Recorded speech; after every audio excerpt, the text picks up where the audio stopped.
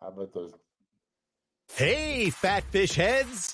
It's time for another edition of the hottest new podcast on all platforms, Fat Fish. Sit back and strap yourself in for the wildest ride on the open seas. Now, flap your fins for the fabulous Fat Fish brothers, Eric Fish Snyder and Brad Grunny Grunberg, a.k.a. Snacks. Wow. What is that thing?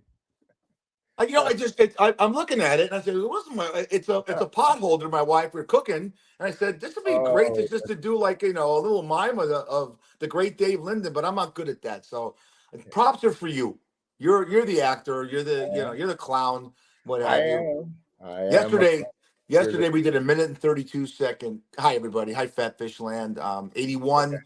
That is the great Grunny Snacks, Brad Grunberg, 120 things he's done that's on tape other than this shitty show. I'm the Fish Snyder. I'm the loser here, but I got to say this. Philanthropy is what we do. And yesterday, the Nick Pasquale Foundation golf tournament went out phenomenally. I did a 1:32 promo for it. And at the end, I said to the extent of, hey, everyone watch tomorrow, show number 81 with the big stink, Grunny Snacks. I got so many emails. Why do you call him the big stink? Are you sitting next to him? I said, I can't because he stinks. The big stink, I just said that. I didn't mean to hurt your feelings. Oh, I was very offended. I saw it. It was a great promo. Like the big hurt. Frank Thomas, I'm the big stink. Okay? The big stink. You're not the big stink. I've been around you, man. You smell like a fucking rose. I just took a 5-minute military shower. Just like me, man. So we're in it. We're gonna talk a lot of sports today, but I cannot believe. Well, just to start off. Let's start off with this. Okay, watch this. Watch Brad and Eric. If you can see this, Brad and Fish are gonna have an erection right now. Yeah. Yeah, baby. I want you to talk the whole time. How great was it after all the trash talking of the Padres, Brad? Yeah. Machado and Tatis throwing balls at the dugout. Go home, bitches, they were saying. 24 scoreless innings. Those twats couldn't score one run in 2 games. We got them, didn't we? Got him good. It's amazing. Machado, he opens his big mouth. Great player. But, these guys, they flap their gums, and the Dodgers, they come back with some. But, hey, man, let's do it on the field. And we did. 2-0. Good night, Padres. See you next year. Goodbye. Okay. We're moving on. Hey, it's great. It's so great. In honor, I got to do this. I got to do that. Yeah, baby. Yeah. Go Dodgers, man. Well, the Mets moniker is, oh, my God. Huge. You're in the business, so you know what ratings mean. You got LA and New York, the 2 biggest markets going at it, and a possibility the Yankees are in it. But you know what? I'm going to give you a trivia question. What's the lowest rated World Series ever on TV? Wow, that's a good one. I don't know. Okay. The Mets and the Yankees. I can't. And Bobby Valentine was the manager of the Yankees, of the Mets, and I think Joe Torre. It's happened in the last 15 to 20 years. Yeah. I'm going to piss a lot of people off. People would rather see an LA team play a New York team or Detroit or Cleveland.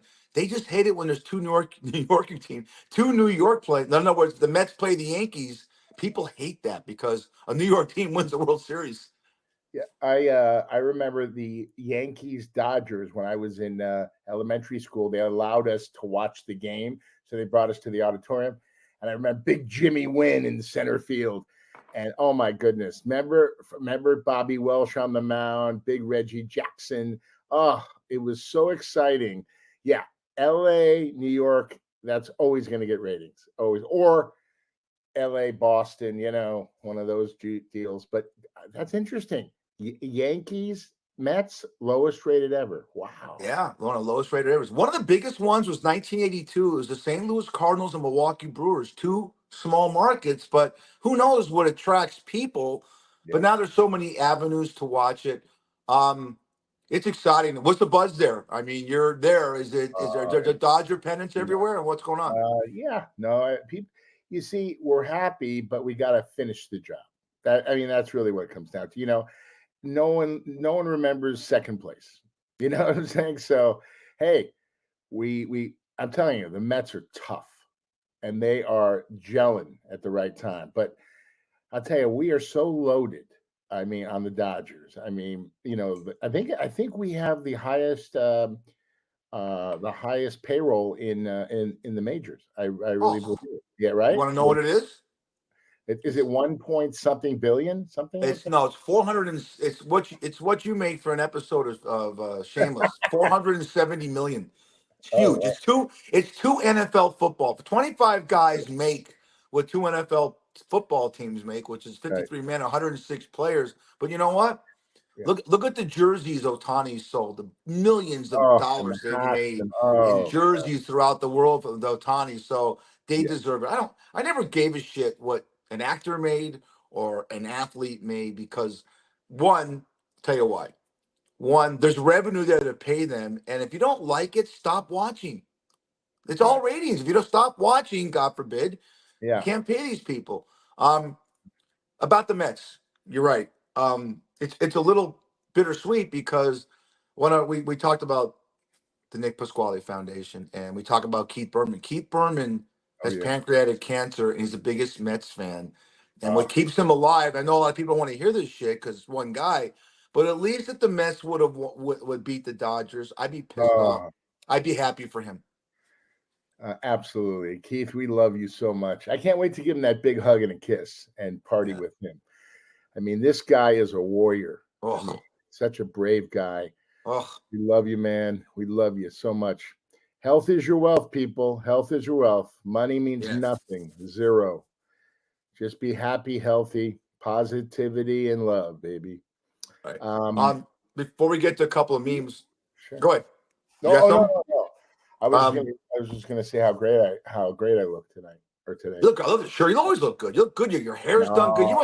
You must have gone to Pedro wherever you go to get your hair done. That's right. Do you ever get facials? Do you ever get facials? I used to get facials back in the day. Oh, they're the best. Facials, mani, pedi. I love being a hot chick. You know what I'm saying? Or any chick.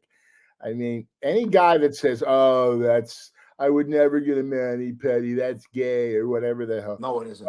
Then I'm gay. Okay. The bottom line is, let me tell you something. Until you do it, don't open your mouth. You know what I'm saying?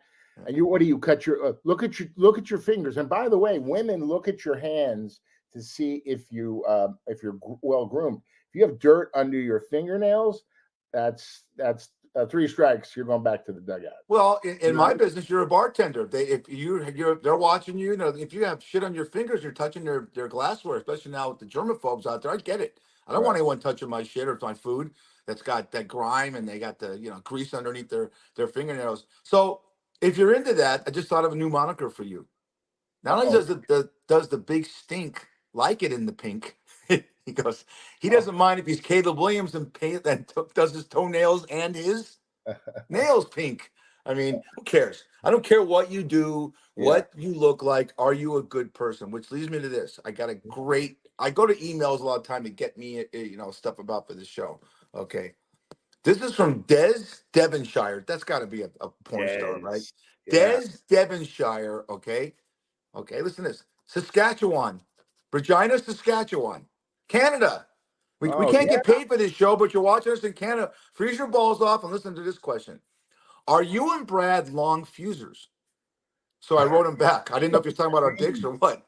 He goes, I wrote him back. I said, explain, pontificate. He says, are your tempers, does it take you a long time to brew up your temper, and then when you go, or are you short fusers that anything could set you off? You go first, Brad. Okay, I'll tell you a story from the Tropicana. So the girls, I was like a big brother to all the girls. I made sure no one, got messed with. So this one girl, one of my favorite girls, she says, I just broke up with my boyfriend. If he comes in here tonight, throw his ass out. Okay, would you quiet down? We got customers. So of course I'm walking around and I see him and I go over to him and I go, hey buddy, get up. and he gets up and okay, this is the guy who is 5'3", but he wears the cowboy boots to make himself 5'7". Okay, he's all tatted up. I had seen him before, and he goes, "What do you want?" I go, "It's time for you to go, buddy." He goes, "I'm not going anywhere." I go, "Oh, really?" I go like this. I go, "Lionel, do me a favor, call 911." And he goes, "Why are you calling 911?" So I step right into his grill and I go like this. "You got one shot at me, and then I'm gonna fucking kill you, you fucking pussy." And then he backs up. He leaves. Here's the problem. Okay. The next night, I'm outside talking to security. We're laughing, giggling. All of a sudden, he pulls up in my girl's car, brand new Mercedes convertible. She gets out for work. He drives off. I go, "Honey, what did I do yesterday? I threw the guy out." "Oh, he came over and he apologized, and we had makeup sex." The fuck are you talking about? I never ever did that again. But yeah, short fuse now. It all depends on the situation. That's it. So in other words, me too. And when you read a room, most of it happens at the bar. I try to diffuse every situation, but I'll tell you a short fuse. This is at Mom's Saloon, right?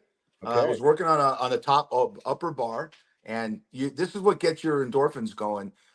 I saw a guy sitting at the bar just take his hand and backhanded a girl and smash her in the nose, and I went right over the bar. Oh, Right over the bar as far as within 3 seconds, and jumped on the guy, and he fell backward. The guy's like 6'4". Thank God some other people saw that. But your natural reaction as a human is to do that. Other situations, I like to think I'm a long fuser. I'm a loose cannon and a hothead, but I think I've learned through wisdom and getting older that it's easier to try and talk your way out of things and not get so upset, and don't sweat the. I'm trying this for our younger audience. Don't sweat the small shit, okay? And whatever you do, if you're about to get in a fight in a bar, remember this, okay? Brad knows this from Hollow Tropicana. There are cameras everywhere. And when a cop comes in to question you, the bartender, or the staff member, or Brad, the manager at the Hollow Tropicana, they want to know who threw the first punch. And if you say to the guy, "Well, this guy called my mom a bitch and a twat," they don't care. The first punch is assault. That's it. And it's on camera. Always, but they don't keep that. People get in that mode. So again, our jobs are to read the rooms. You've done it too. So couple more sports stuff I want to show you. In lieu of the baseball playoffs, and we're halfway through college football. In lieu, I like that. In lieu, and this I'm not. Is that like Lou Costello? Bud Abbott, you're a Lou. Wow, they're great. No, look, I can't believe we're halfway through the college football season. NFL Week 6. The NBA, thank God, starts in 12 days. Hockey's already played 2 games. So the Dodgers needed to call up someone from their farm team, and Brad said, "You know what? I think I can give them why not? If I can just get up to bat and fake it, maybe I can get a walk." So this is Brad. That played in the single A team for the Dodgers. What are you laughing at, Brad? You look good in this uniform. I do. Oh, pants are I'm sorry. Tight. Pants are a little tight. That looks good, man. You're the only look, Brad. You're the only guy I know that has a camel toe. Oh my God! Look at that Venus flytrap in the middle of your section there, buddy. I'm a handsome guy. Who is that? Is that Babe Ruth? Who is that? I don't know who that is, but I thought about you because you love stuff like that. And you know what? You look good. You're holding the bat right, either to hit someone at the Hollow Tropicana or get a base hit. So, but you notice where I'm holding it. I had a lot of practice. Holding the bat and holding another thing. My own. Two more sports. I want to show you just greatness. Okay. And think about this conversation, because one guy that I'm going to show you. This is old school. One guy, the one you're going to see on. Okay, this is Ted Williams and the great Jackie Robinson. All right. Ted Williams is the all-time hit guy, and Jackie Robinson is absolute pioneer. One of the most legendary people to ever play this game. Incredible. Broke the color barrier. If you can see the movie 42 with Chadwick Boseman, not a dry eye coming out. Williams had 25. He had 25 missions in World War II. He left. Him, DiMaggio, Willie Mays, they left baseball to go fight World War II. What's this conversation about right there, Brad? It's got to be. They're looking at some hot chick. Look at Jackie's face. He's like mesmerized. Oh man, that's a. Well, Jackie's looking one way, and Ted Williams is probably looking at. You know what it is? Jackie's looking at the future of being great and what he meant to the game. And Ted Williams looks like he's looking at a deli case and says, do I want the pastrami or do I want, what kind of cheese am I going to get on my rye bread? I don't know. I mean, but those are the times. Those are times when things are great and we sacrifice for our country. And I'm going here with this. I don't, I know you're a Golden State Warrior fan and I'm a huge Laker fan. But this guy to this day, even though he passed away 5-6 years ago, this mentality in sports and life really works. This guy, Kobe Bryant, the Mamba mentality. Oh, he practiced so hard and he demanded like Michael Jordan and Steph Curry so much out of their teammates because they can't do it himself. I miss this guy. What about you? Absolutely. Oh. Kobe was on another level. I mean, he talked the talk and walked the walk, baby. I mean, this guy, he trained off season like a motherfucker. You know, he was so good and he made his players better. And he demanded, the best from them. You know, he would get in their face and go, listen, what the fuck's going on? Like, Jordan, what's going on here? I can't do this myself. But we miss you, Kobe. We miss you, Kobe. I miss the Mamba. I mean, every statue, I'm glad they got a statue. It's now the crypto. What's it called now? It's not Staples. The Crypto Center? Crypto.com. Yeah, crypto.com. Bullshit. All these fucking names, man. Probably going to change to fish.com one day. Well, you remember we grew up, it was LA Coliseum, Dodger Stadium, Anaheim Stadium, the Forum. Dude, now these stadiums all have all these Western different names. Forum, yeah. Now it's the IKEA. I think it's the IKEA Forum. Something again. I know. I got no patience for that. Do you do that a lot? Well, yeah, I don't do as much as you holding this, but yeah. Here I am. God, I look good. You look good, buddy. You're such a good sport. So, on the average, Brad, another question. What a great name, Des Devonshire. Okay. I like Des from the great Regina, Saskatchewan. North. Is that what it's called? Yeah, the Great White North, man. You know how cold it gets up there? That's probably in the 40s right now. We're in the 90s still here in Vegas. It's insane. Wow. Lisa Gelber, okay. Escondido, California, right by Keith, San Diego. Okay. How many hours of TV do you and Brad watch a week, including sports? You go first. It's a lot for me. Well, I work a lot, so I come home. I probably watch. What was it? A week? A week, including sports. Sports count. Okay. Maybe 15 to 20. I'm a lot more than you are. That's it. Yeah. You're brilliant. Yeah. I'm immersed in sports. I'll get out and watch Texas, Oklahoma. Maybe more. Yeah. It depends. And I love watching the NFL. So I can go 6 hours tomorrow just watching the NFL. 4 hours a day, that's 10. The problem with me, where I lean with this, a lot of problems with you. A lot of problems with me, man. Oh God, you're a think tank in Washington. Jesus Christmas, why did your wife marry you? I can't figure it out. But the members of Mensa and Rhodes Scholars can't figure that one out. They have a better chance of splitting the fucking atom.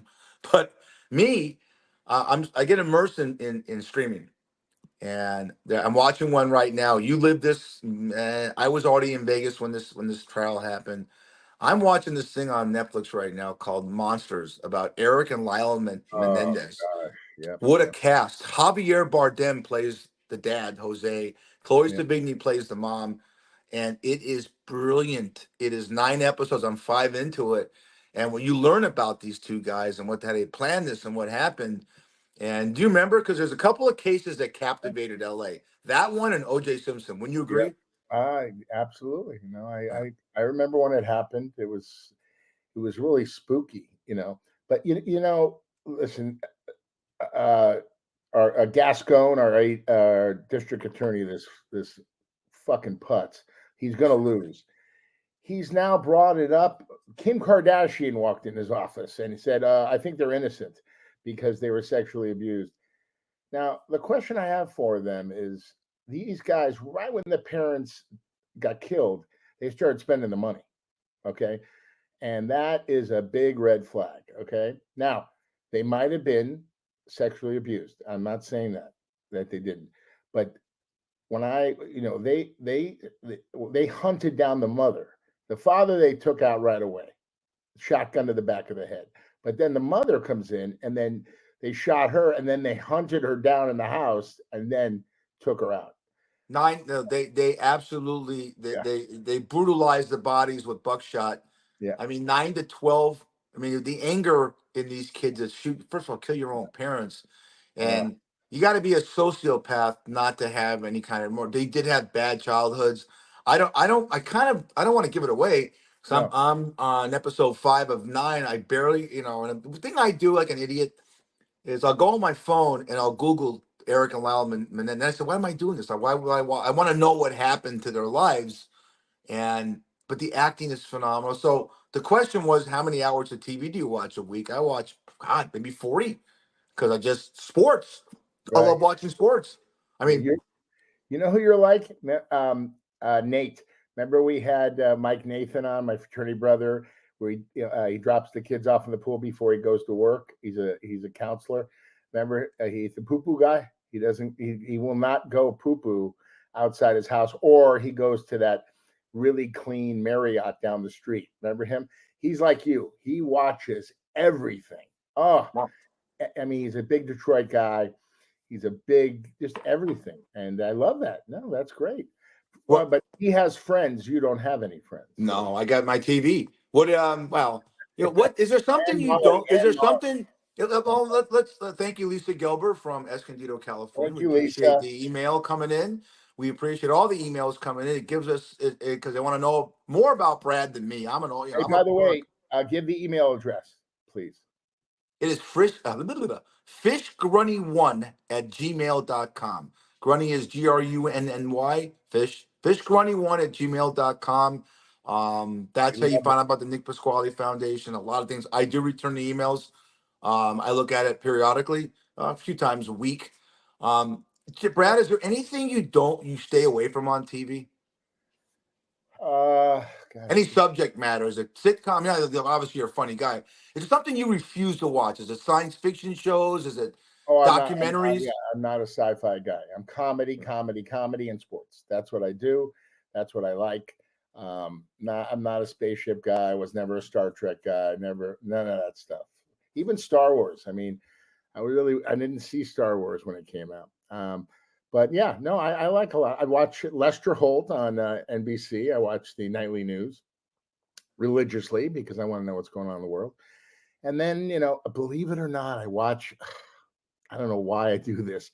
I'm a big Bravo fan, man. I watch Vanderpump Rules, The Housewives.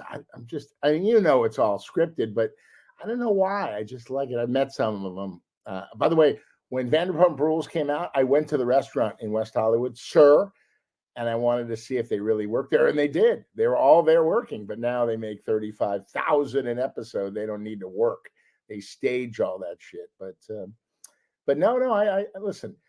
I watch all sorts of stuff. I have Netflix. I watched Cobra Kai with our boy Little Farley.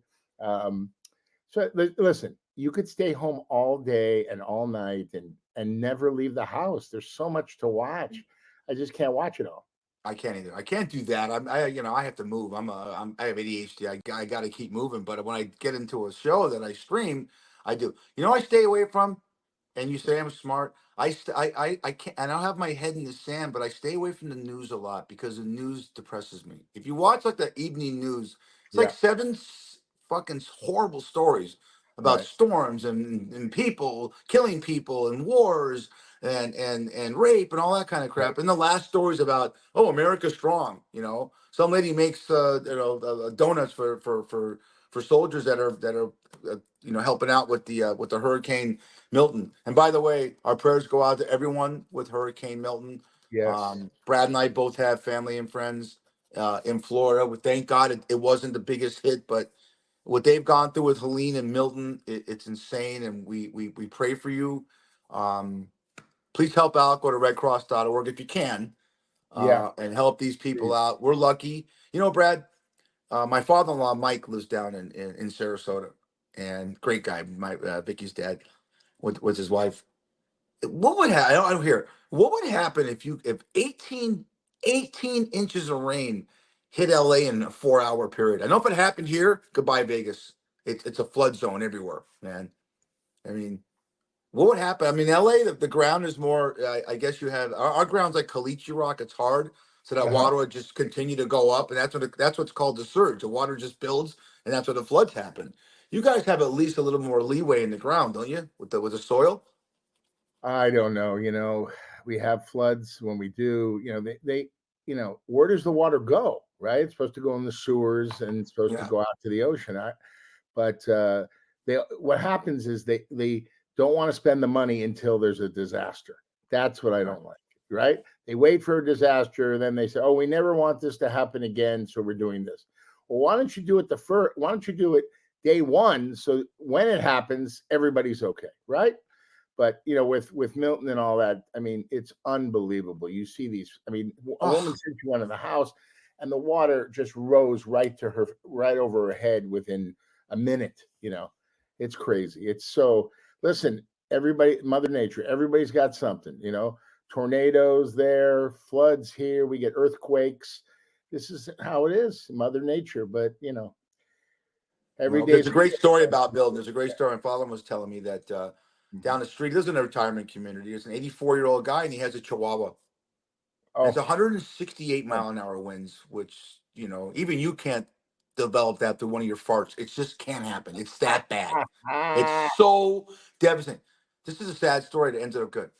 So his Chihuahua is door, and he wasn't thinking. Let the Chihuahua go outside to go potty, and he actually saw the wind pick this fucking dog up, and like Toto, and the dog just flew. And here's a story. You think, okay, God, what this thing is that it flew 20 feet. It landed. They live on a golf course. It landed in one of the lakes on the golf course, swam out, and it just had like a little bit of a limp. So it's an ending to the story. But the moral of the story is, don't let your fucking Chihuahua out in 168 mile an hour winds without a leash. I mean, that would pick 168 miles an hour would pick you up, Brad, and throw you maybe 3 feet. But by the way, the Menendez brothers, Andrew Cunanan. Remember Andrew Cunanan? He killed Versace. Remember that? Yes. Yeah. Okay. I didn't know. Yeah. Now I know. Yeah. Yeah. Ryan Murphy is the producer of these. He is such a genius. My goodness. I mean, really good stuff. It's sad. I mean, he always takes the worst of the worst subjects, but he shows everybody how it went. That Cunanan guy, man, he was just the worst human being. And the Menendez brothers, I don't know. You think they're going to get out? Do you think they're going to take a walk out? I don't think so. I don't think so. I think I don't. I refuse to continue my Google search on them, so I got to watch. Within the next week, I'll watch these next 4 episodes. Right. But I thought it was interesting. I'm not giving away anything. The family hired Robert Shapiro to be the first attorney, and they showed him, "You're the worst attorney ever. You'll never amount to anything." And the guy goes, and he's O.J. Simpson. And where Robert Shapiro and you brought the Kardashians, where the dad, rest in peace, Robert Kardashian, wasn't it? Yeah. Right, They started a website that we still use at Chuck's and called LegalZoom.com. And that's you wonder how the Kardashians got their money. He dies. That thing split on NASDAQ. So all those millions he made off LegalZoom went to what's the mother's name? She's beautiful, Chris. Is it Kris Jenner? Yeah. I mean, the genius. She is the genius. She is. Talk about marketing. She has the. Hey, Brad, the golden.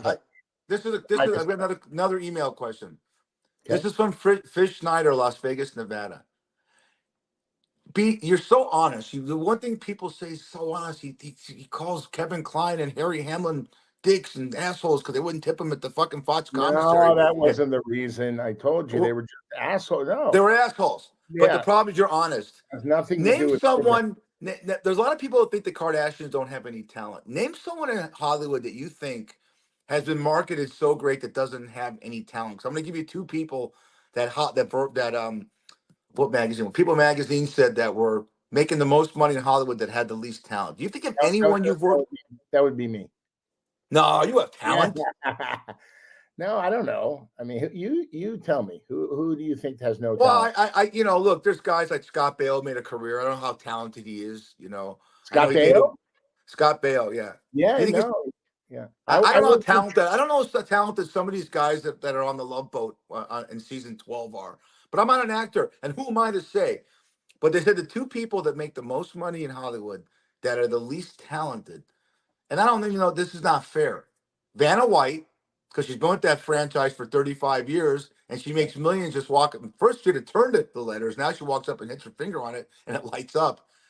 And I think Ryan Seacrest is talented. I listened to his show on radio, Yeah. but he's everywhere. I mean, what constitutes talent? Is it luck? Okay, yeah, luck and timing, and having talent, because you get that one shot, you better deliver. Ryan Seacrest is a fantastic guy, and he has a lot of talent. I'm going to tell you the guy who I have had enough of him, but I met him at a party, and he's, believe it or not, he was high. How have we had enough of Snoop Dogg?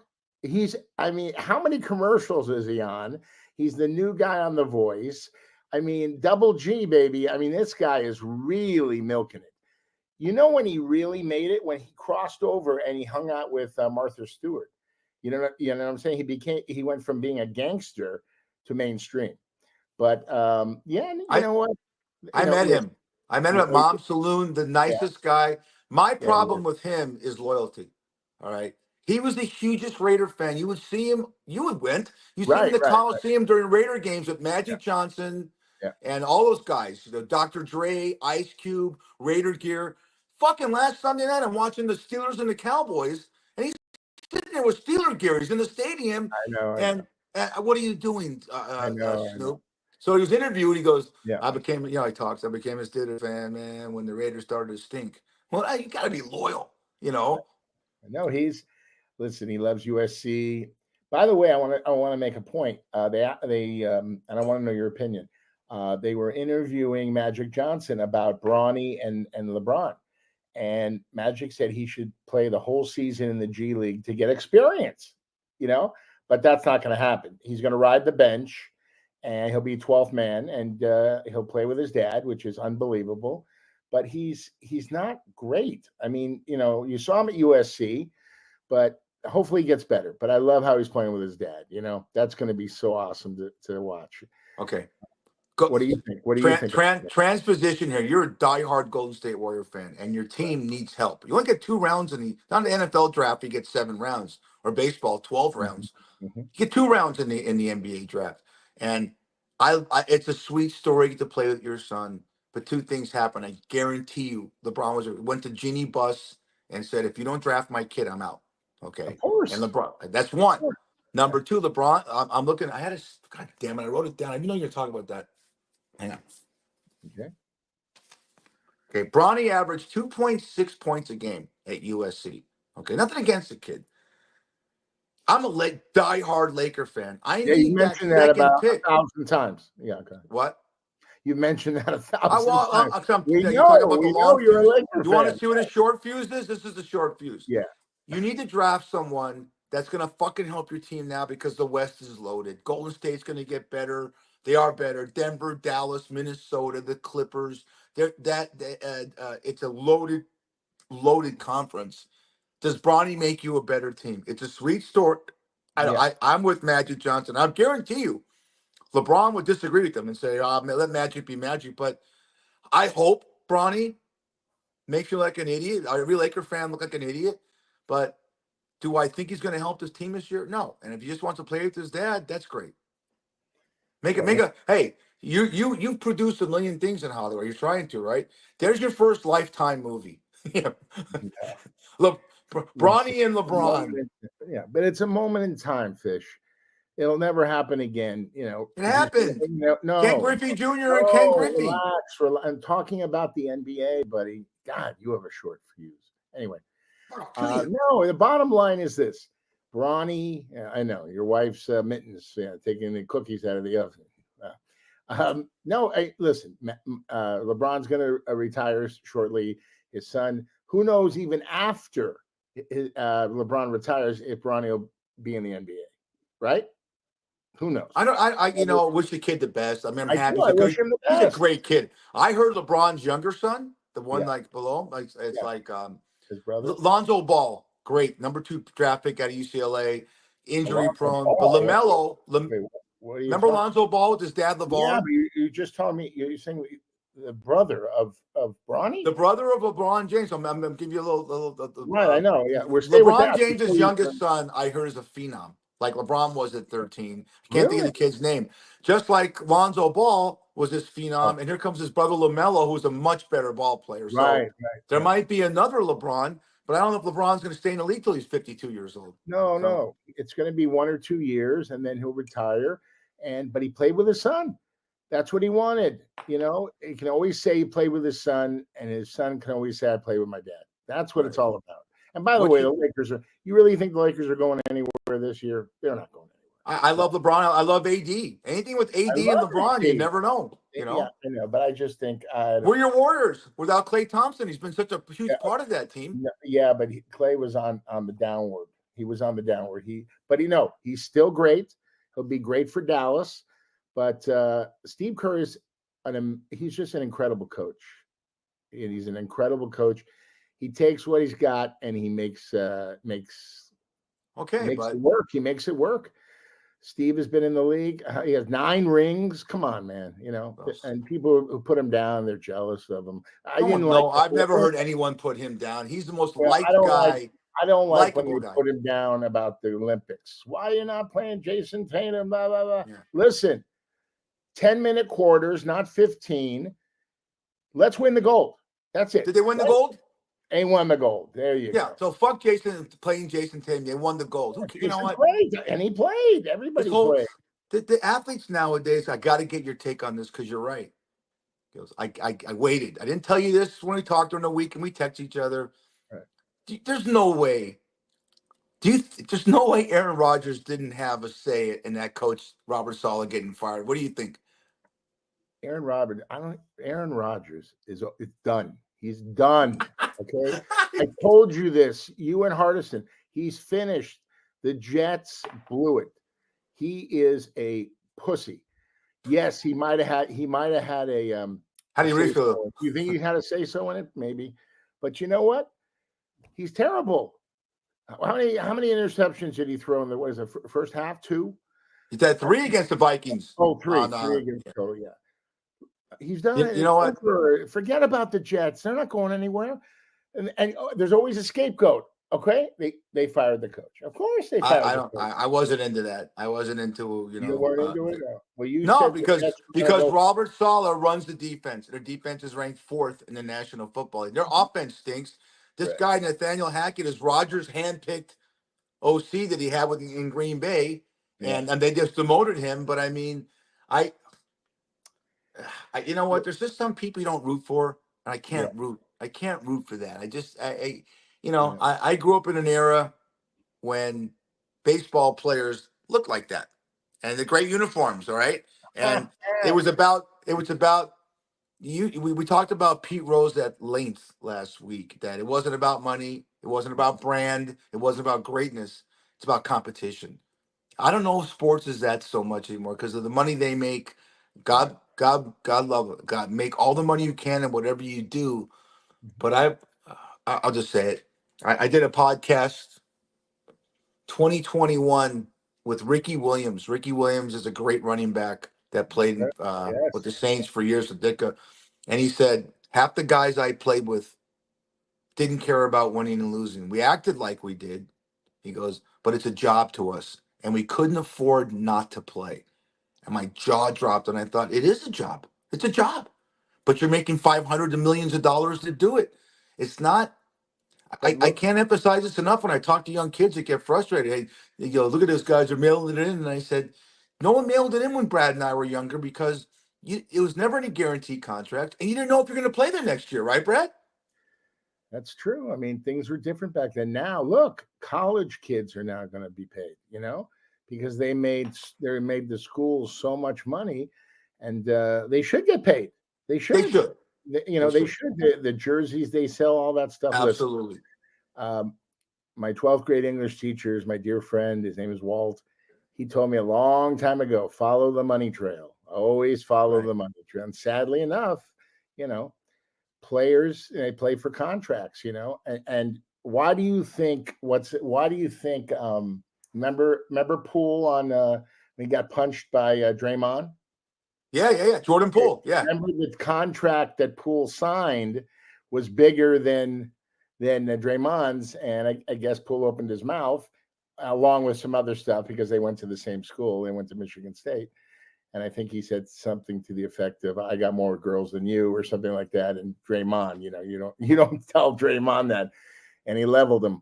But listen, it's I just think, listen, if you make $1, you make $10 million. You got to go out there and give it your all. It's a lot of these guys, They don't do it. they have a hangnail and they're out. They're on the DL for 2 weeks, right? I mean, how many players? Because you got so much invested in these Yeah. people at 40, 50 million. You got if you're Right. a team, my finger, you're out 3 weeks. It's not like that back then. Let me ask you this. Let's go to your business. Well, when I read some of the, and I love it. Don't get me wrong. Don't think I'm a hater when it comes to some of this stuff. But is it true that is it true, Brad, that all the characters that were on Friends were making $1 million an episode the last season? That's 26 million. So I mean, they were making $1 million. All the Seinfeld guys were making $1 million. Absolutely. Do you know how much these networks make? Oh my! I understand. No, I'm just saying. So I mean, they make $1 million because they might never have another Friends. You might never see these people again. You got to capitalize when you can. That's what their agents are for. And what they did was great on Friends. They all came together as one. And they had all the agents come together as one to negotiate as one, all of them. And that was great because that showed them the unity and the simpatico of what they had to do to get the money. They're still going to make money. That when everybody's said and done, they're still going to make money on that show forever. When you make $7.60 a week on Revenge of the Nerds, the money they make, what was the contract that the Seinfeld guys got after? They got a huge contract, millions of dollars. Larry David, all of them, for all the rights that go to the USA Network and Nick at Night. You watch Bravo. Syndication, yes. They should get the money. They should. I'm not saying they shouldn't. What is your point to this story? Is there a point? My point to this story is become an actor or an actress if you can instead of playing football, because you have to bring it every day as an actor and actress. In football, you might not want to play and you're faking it and you're still getting paid. You can't fake it as an actor. You can't go out there and just flub a scene because, you know what, I'm getting paid $1 million. If you're Joey on Friends and you're supposed to cry because your aunt died, you just can't say, I'm not going to cry. Fuck it. I'm making $1 million an episode. They're going to pay me anyways, So they got to cry. Trust me. Hey, that's another thing before I get to some other stuff I want to talk to you about. Have you ever been on a set where the actor refused to do the line of the scene that was written and you saw a battle between the director and the actor or actress? Yes. Can you pontificate on that? You have to mention names, but mention names. Well, I can. I told you the NYPD Blue pilot story. Yeah, Caruso. Yeah, Caruso. Yeah, he was just a total jerk off, and his problem was he couldn't get the line in 2 pages. Dennis Franz, what a pro and what a great guy. And then he couldn't get the 2 pages, and then he threw the stool against the back wall and almost hit Amy Brenneman in the head. The bottom line, then he said, "Oh yeah, I need to get these 2 pages because I'm a Shakespearean actor." Oh, Caruso, let me tell you something, buddy. Little wine with my cheese. Yeah, Greg, cheese in my wine. Came out. He goes, "I got cutaways to Dennis Franz, to Sipowicz. I got cutaways while you're badgering him to get off the alcohol. I got cutaways. You don't need to get the 2 pages like you want to get the 2 pages." But no, I've seen actors that rather they like start rewriting the script. You know what I'm saying? Yeah, they start rewriting. I'm not saying this. This is the best one. My character wouldn't say this. I've seen that one before. Right? I go, what? What are you talking about? My character wouldn't do this. Do me a favor. See if you could modify it. Make it more yours. That's what an actor should do, but not start rewriting the whole fucking script. There's big time actors that they got the script before, they know what they had to say, and they still on the set they're wasting time by saying, I got to do this, I got to do that. It's crazy. One thing I did binge watch, and it was an hour and 29 minutes. And I thought about you the entire time. This thing came out in 2009. It's The Making of Caddyshack, through the eyes of Harold Ramis, who wrote it. Oh, And it was so brilliant. They had all the actors at that age. Of course, what Ted Knight and Ronnie Dangerfield have passed away. The behind the scenes stories that they told about this thing. Grunny, Big Stink Snacks were on the fucking floor. And did you know that Bill Murray and Chevy Chase hated each other? And they couldn't be on the set together? That Bill Murray only gave them, I'm going to give you one story. Bill Murray, even though he's best friends with Harold Ramis, he gave him you have 6 days to shoot all my scenes. The 2-month shoot in Florida, you have 6 days because he couldn't stand being around Chevy Chase. And that's just one story. Wait to hear the Dangerfield stories and Ted Knight and the girl that played the girl Cindy Morgan, and oh my God, the partying and the drugs and the sex between people. I'm not here. I didn't produce this thing, but the stories behind the scenes are sometimes better than the movie they're shooting. I'm telling you, it's unbelievable. Well, I'm gonna go to story behind the scenes, because look, we're 81 shows in. We are. Brad does a show, a very, very one of Showtime's most successful shows is called Shameless. And Brad had a chance to be in a scene with, I thought, the most talented actress on the show, or actors, Emmy Rossum. And Brad plays a complete asshole, disgruntled customer in a restaurant with his wife, and just berates Emmy Rossum, who's a waitress, gives her a hard time. He walks out without tipping, and he ends up cursing her out, and the manager, played by Dermot Mulroney, gets Brad up against the thing, and he's going to hit him. So Brad, this is a scene behind the story. Take it away, Brad, about if you tell us again, I'm going to fall. They're so funny. Yeah. So what happened is we're in the restaurant. It's Father's Day. I'm asking her for 100 fucking things, and then I leave, and then she runs out and follows me and says, you didn't tip me, 20% is customary, this and that. I go, listen, my eggs were cold. And then all of a sudden, Dermot Rooney comes out. He goes, what's the problem here? And I go, you got to take care of this waitress. You got to take care of this bitch. Okay. That set him off. Okay.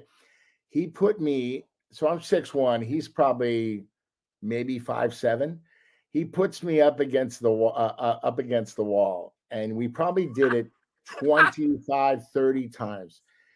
And so then we finish. Emmy is the best. He's the best. And they're taking us back to our cars in the van. And he goes, are you okay from me pounding you up against the wall? I go, I could take that from you. But that fucking breath, Jesus Christ. What about a fucking mint, a Tic Tac, something? I almost keeled over from your breath, man. What happened? Oh, they were crying, and everybody. Did he think you were kidding? No, he knew. No, I mean he knew his breath stunk. Come on. He knew. No, his breath stunk. No, I was honest. Well, if you know your breath stinks, why don't you do something about it? He's gonna get in your fucking face. I made it funny. I made it funny, and he was great. He was great. I saw him after we finished months later, and we always laughed about that. He liked that. Yeah, I goof on everybody. You know that. I don't give a fuck who you are. You know what? It takes a lot of balls to say that to someone. I don't give a fuck who you are. Okay. Last night, they were interviewing Kiki Hernandez, and he looked at the reporter. I forgot his name, the guy with the bow tie, and he goes, "Are we live?" He goes, "Ken Rosenthal." Yeah. He goes, "What? How do you guys do it? What is your secret? Blah, blah, blah." And then he looks at Rosenthal. He goes, "Are we live?" He goes, "Yeah." He goes, "Because we don't give a fuck." I loved it. And they didn't bleep it out. Yes. They didn't bleep it out. I missed that. Yeah, no, it was great. And that's true. I don't give a fuck. You know why? I treat everybody the same. Remember, in the commissary, I don't care who you are. I always treat people with respect, kindness, and I goof on them. And they like that because no one wants like these big stars. They don't want you to walk on eggshells around them. They don't. So yeah. But I thought it was great. I thought it was brazen honesty to tell someone, "Hey man, no, I'm okay, but you throw me against the wall." But most people wouldn't comment about their breath. But you say your fucking breath And I want to know if he thought you were joking because you're this big jokester. Probably if Emmy Rossum heard you say that, she'd be like, because She she's would got to laugh. make out with the fucking guy on the set and all the time and shit like that. That's why they have mints. They have all sorts of stuff where the script supervisor, there's like a little thing they roll around when they do scenes in the stage, wherever they are. And there's mints, gum, all that stuff. Yeah, man, come on. You ever have bad breath at work? I don't get close enough. No, my problem is boogers. We gotta hear the booger I'm not going through story that again but that's not gonna offend anybody. But no, I don't. Look, I'm a bartender. You see how far I am from people. I don't get really in their face and stuff like that. I'm not doing a scene with people. Yeah, I've had bad breath before. So is everybody. But exactly. So no one's ever come up to me and told me or that. if I was serious, it doesn't fucking matter. It was a funny bit. Emmy was crying in the front seat, and he loved me. He loved it. So who cares? Listen, everybody should chill out, stop taking yourself too seriously, and just enjoy your fucking life, right? Look, that's how it is, man. That's how it is. Can I tell a story? I've told the story a million times. Neither you're not. I'm sorry. No. Go ahead. Okay. Whatever you need. It's about a date that I had when I was a kid. I had a 1972 Gran Torino that I bought my grandfather by doing a paper route and working at McDonald's. I saved $800. I put an 8-track stereo with my dad in a beautiful car, Corinthian leather. I asked this girl out, Laura Persini, and you remember, because this is in the valley, right? And she lives up in the hills, and she's got these two gorilla brothers, Georgie and Petey, right? Yeah. And we always thought the dad was connected. So I pick her up in the hills, and we're gonna go to a place called Two Guys from Italy, which is remember that place? Sure. And go to the movies. I'm 17 years old, and she gets in the car and she farts. Okay. And I don't think anything of it because, all right, you know what? That happens. Get them all again. Squeeze some cheese. That's okay. She farts again. Okay. And there's no remorse. There's no excuse me. And it's cold out. It's a cold night and the windows are up. And I'm 7. Now you remember, I'm 17 years old and I have a mind. Right now, I'm 64 and I have a mind of a 10-year-old. Imagine me when I was 17. It was an infant. We get close to the restaurant. She farts again. I'm not making this up. Many people could verify the story that know me. So we get in the restaurant. I'm trying to be an actor and keep a straight face. And all I'm thinking about is how can I go to the movies with this girl? Because if she farts in the theater, the guy always gets blamed. Okay. Mm-hmm. So we're eating. And then I start thinking the sexual thing. And I'm old enough to know, how could I put my face anywhere close to that? Because if the snack box smells like the outhouse, then I'm done. Yeah. So she smokes cigarettes like an idiot. And America's gonna really turn out. We stop on Ventura Boulevard. And there's a 7-Eleven. It's a good walk up the hill, maybe a quarter of a mile. And she goes in and gets some cigarettes, and I leave her there and I take off. Right? Oh my gosh. No way. And I get home. Does this story have an ending? I'm sorry. Yeah, it does. Well, it's a funny story. I get home. This great ending. I get home. I think, what the fuck did I do? I'm going to get my ass kicked by Georgie or Petey. Okay. Never happened. So I walk into Jerry's Deli in Studio City, and I see the dad sitting there. The dad looks like Steven Sciarippa from The Sopranos, the hair slicked back. And he's reading the LA Times, and he sees me, and he points to me, he goes, I go, uh-oh. Sit down and shut the fuck up. I said, I'm dead. Sweating, both sweats. And he goes, I got to tell you something. He goes, I never, ever taught my daughter to fart in your car. I apologize. I'm thinking, I got to tell Brad this. It's a screenplay. I don't think I'm getting killed and this and that. And, it was a little awkward going to class and stuff like that. I had to take a few hits. But, I mean, what do you do? If a chick farts in your car, look, have you ever farted in a car 3 times on a date with a girl on your first date? This goes to show you hot girls, not so hot.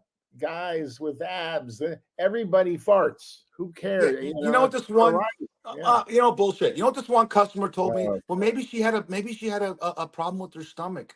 Yeah, you know what? Apologize. Say, look, I have gas or something. Dinner and she farted. So what? She farted 3 times in the car before we got to dinner. I know. I'm gonna put pasta and a pizza in her fucking stomach. It's going to be World War II in that fucking car. So forget it. I take it you never went out with her again. Even if the audience paid for it, like on Love Connection. You know what's funny? I never I saw her a few times in the hallway, and then they moved to another part of the valley. She went to Taft, I think, like that. Never saw her Yeah. again. Where I did looked her up on where did you Facebook. go to high school? What? Grant? Do you fart? Yes. Yeah. Yeah, okay. In front of your wife? In the bed tea? You You know, fart. you know what? As vile as I could be, you know, I don't sit there and raise my leg and go, "Hey, honey, listen to this one." You know, no, Right, no. right. Yeah, but I'll fart, you know, and then my wife's funny. You know, she's so dainty and this and that. I'll be in the bathroom with the door closed and I fart and she'll go, "Eric, but where the fuck do you want me to fart?" Yeah. Now, when she's in the bathroom, will you go in and take a poo-poo right in front of her or no?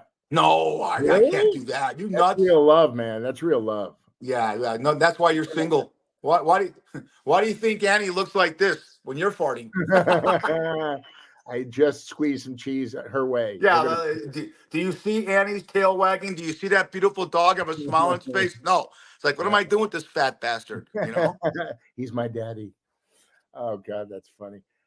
Unbelievable, buddy. The Stories. I mean, we have never stories. ending. And no, Brad, I guarantee you, any girl you ever dated, and you have some hot ones. I met a chick that did makeup on me one time. It's gorgeous. I guarantee you never walked in while she's putting makeup on and took a dump in her bathroom. Guarantee. Never happened. All right. Plus yours, that you have to call the health department and the fire department if you do that, you know. Fuck.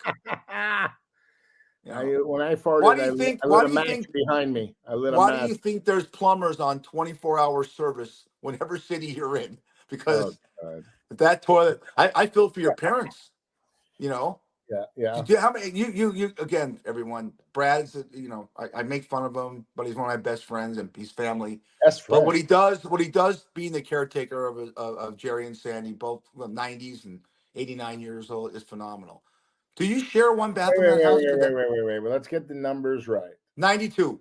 92, my dad, my mom, 83. Okay, wow. Well, good Just for her. letting you know. Good for him. Good for 89. him, that cougar lover. That was- Do you 89. share one bathroom in your house, Brad? No, we have two. Okay, good. So hopefully you get one and they get the other one to share. No, sometimes my dad uses mine, my mom uses mine. We share. I'm going to tell you something about our family. Excuse me. We used to walk around naked. Oh, No, I'm serious. I know it's horrifying to oh think. man. No, in our house, we walked around naked. It was just that's what we did. My parents walked around naked. Listen, we love Well, each how other. old were you? Just growing up, I just remember my dad walking, shaving.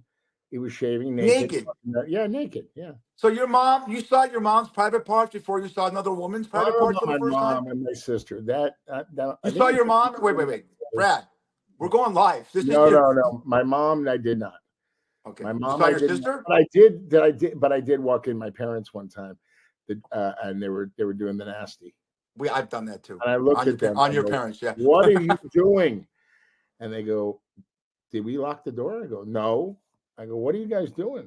They go, well, this is how you were made. I go, oh, okay. I got an idea. And then my dad farted.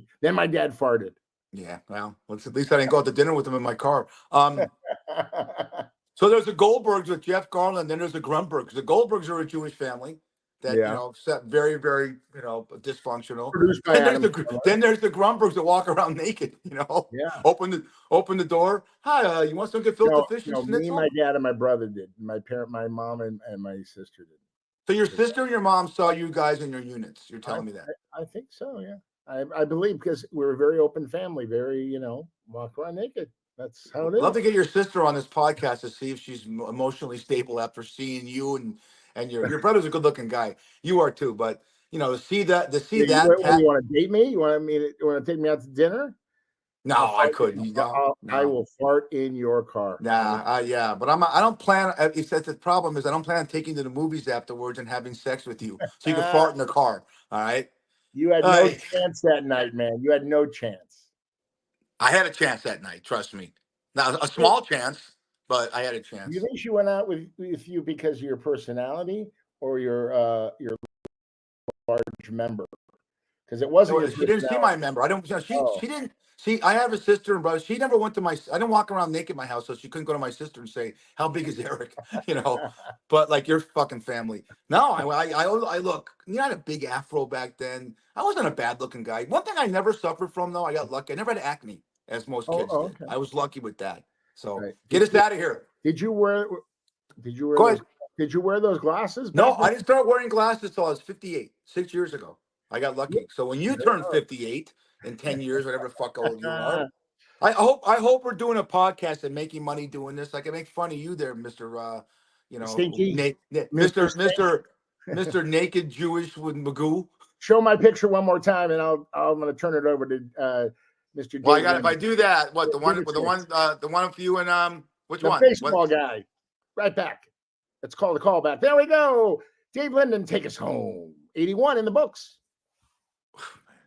You've been listening to the Fat Fish Podcast. Fat Fish. Heard on all your favorite platforms. Until next time. Nanny. Man.